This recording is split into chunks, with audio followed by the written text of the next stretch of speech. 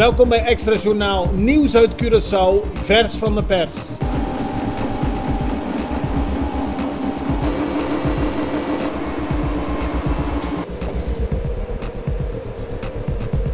En dit is het nieuws van vandaag.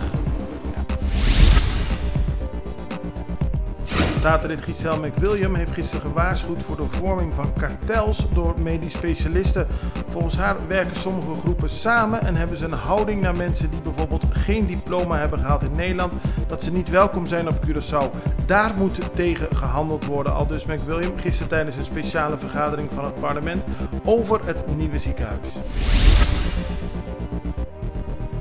Statenlid Gerrit Schotten vindt dat de regering te weinig doet om het parlement concreet te informeren over het nieuwe ziekenhuis. Volgens hem heeft zijn fractie al 5 keer aan de minister van Volksgezondheid gevraagd voor inzage in de business case van het nieuwe ziekenhuis.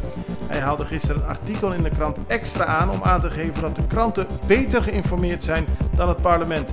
En volgens hem is dat niet de bedoeling.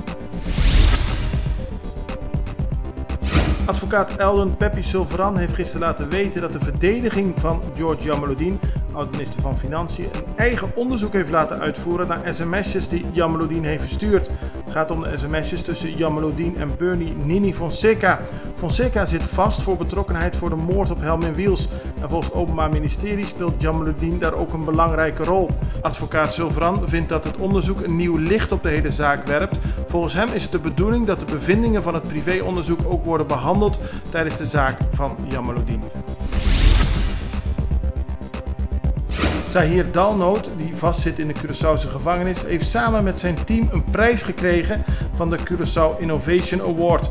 Daarmee willen ze Dalnoot ondersteunen in zijn werk dat hij doet in de gevangenis. Samen met andere gevangenen maakt hij onder meer handgemaakte tassen.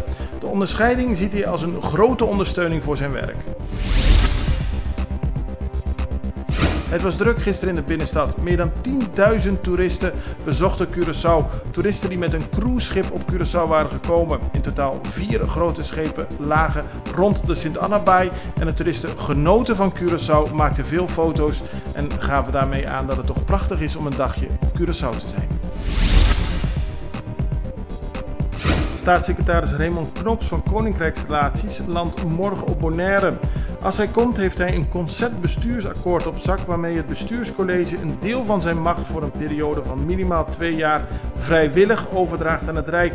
Anders dan op Sint-Eustatius blijven de gezaghebber, gedeputeerden en eilandsraadsleden in functie, maar neemt Den Haag de regie wel stevig over. Er komt een grondige reorganisatie van het gehele lokale bestuur en ambtenarenapparaat.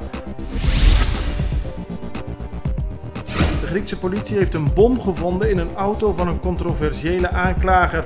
Volgens de politie had het een ramp kunnen zijn als de bom daadwerkelijk was ontploft. De aanklager staat de afgelopen jaren in veel verschillende zaken in de aandacht en heeft daarmee aardig wat vijanden gekregen.